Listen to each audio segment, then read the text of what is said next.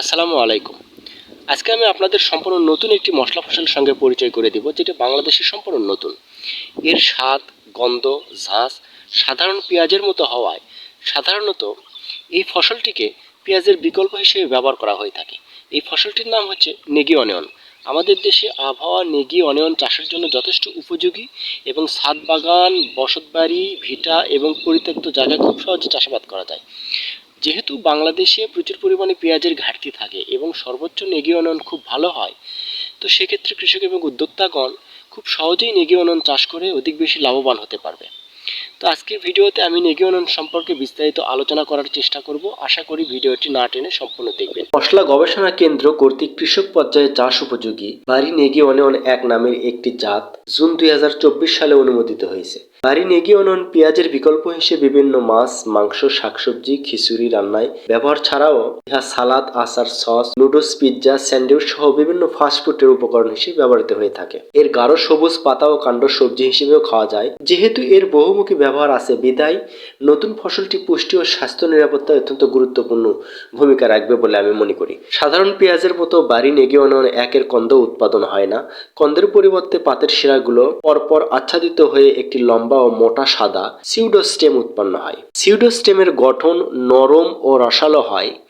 মূল বাদে সিউডোস্টেম ও পাতা এর ভক্ষণযোগ্য অংশ। সাধারণত পেঁয়াজের পাতার তুলনায় এর পাতা খুবই বড়, নলাকার ও গাঢ় সবুজ হয়ে থাকে।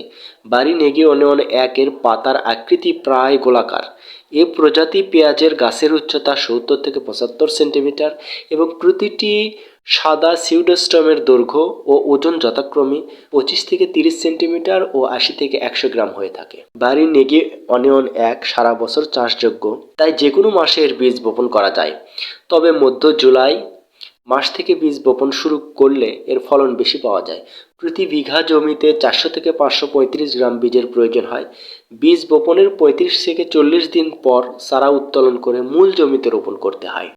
এ ফসলটি শুধুমাত্র বীজের মাধ্যমে বংশবিস্তার করা হয়ে থাকে। ডিসেম্বর থেকে জানুয়ারি মাসের মধ্যে ফুল ধরা শুরু হয়।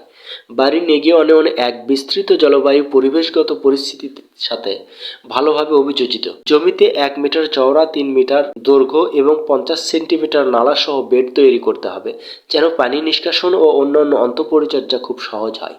বীজ বপনের 100 থেকে 180 দিনের মধ্যে যে কোনো সময়ই সিউডোস্টেম সংগ্রহ করা যায়। এ সময় সিউডোস্টেমের গঠন নরম ও রসালো থাকে। এর ফলন বিঘা প্রতি 2.5 থেকে 3.3 মেট্রিক টন পর্যন্ত হয়ে থাকে। নেগি অনিয়ন পলিথিনের ভিতরে রেখে 1 মাস পর্যন্ত রেফ্রিজারেটরে সংরক্ষণ করা যায়। বীজের ফলন হেক্টর প্রতি 150 থেকে 170 কেজি। যেহেতু বাড়ি নেগি অনিয়ন স্বাদ, গন্ধ এবং গুণাগুণে সম্পন্ন পেঁয়াজের বিকল্প হিসেবে ব্যবহার করা হয়ে থাকে। আর বাংলাদেশ এমন একটি দেশ যেখানে প্রতি বছর পেঁয়াজের ঘাটতি থাকে এবং অফসিজনে প্রচুর পরিমাণে পেঁয়াজের দাম বাড়ে।